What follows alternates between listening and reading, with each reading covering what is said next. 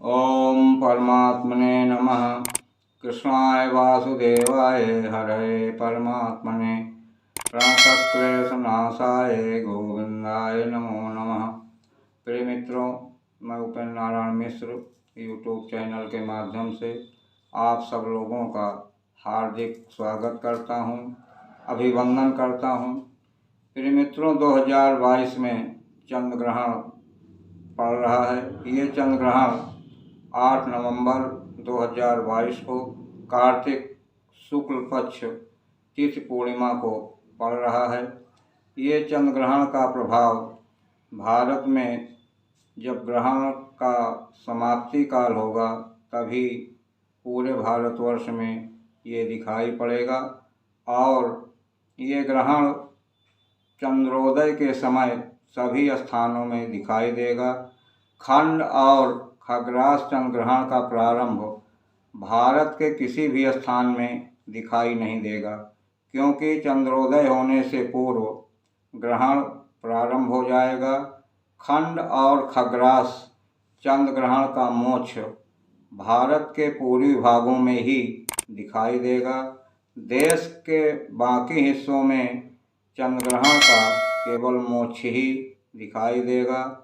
भारतीय समय के अनुसार ग्रहण का जो प्रारंभ होगा वह 2:39 पर प्रारंभ हो जाएगा और जो मध्य होगा वह दिन में 4:29 पर रहेगा और मोक्ष 6:19 पर होगा।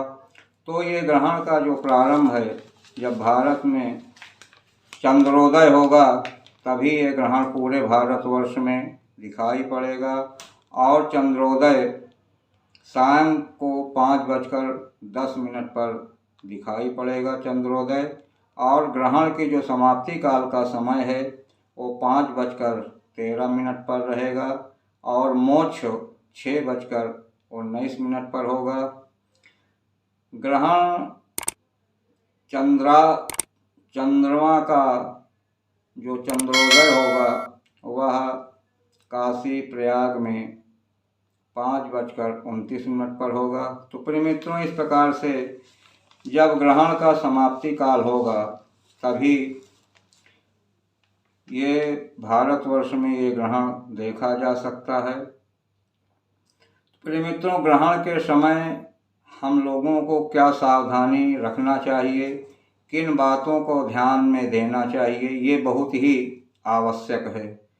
जब चंद्र ग्रहण से 9 घंटे पूर्व सूदक लग जाता है तो शास्त्र के मतानुसार सूदक में भोजन निषेध माना गया है, भोजन नहीं करना चाहिए।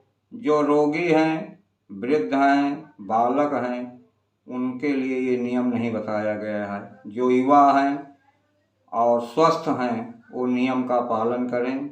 और जिस समय ग्रहण पड़ रहा है उस समय किसी नदी, गंगा, प्रयाग, काशी, पुष्कर, कुरुक्षेत्र में जा कर के स्नान करना चाहिए और ग्रहण के समय जप तप दान करना चाहिए।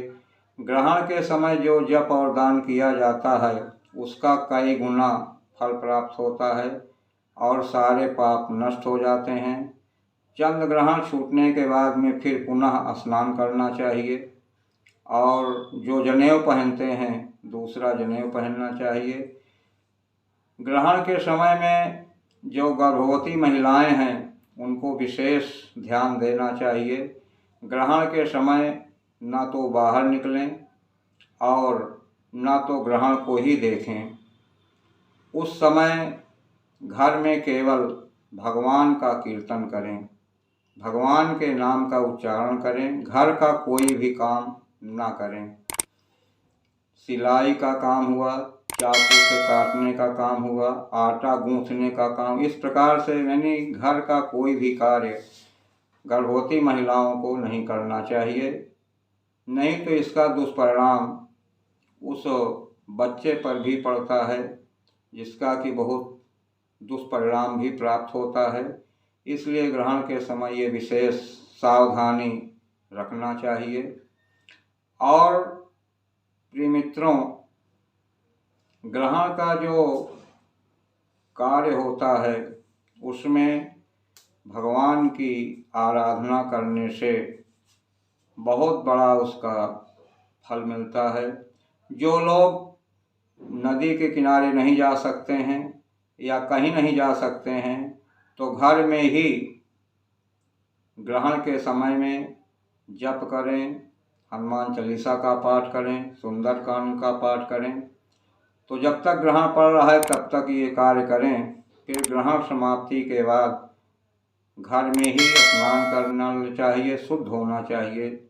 इस प्रकार से प्रिय मित्रों, जो भी व्यक्ति ग्रहण के समय में इस प्रकार के कार्यों को करता है उसका जीवन सफल होता है, उसके परिवार में सुख समृद्धि प्राप्त होती है और वह ऐश्वर्यवान होता है और हर प्रकार के सुखों से युक्त होता है। प्रिय मित्रों, यदि मेरी बातें आपको अच्छी लग रही हों तो मेरे इस चैनल को एक बार ज़रूर सब्सक्राइब करें। फिर अगली कड़ी में आपसे मुलाकात होगी। धन्यवाद।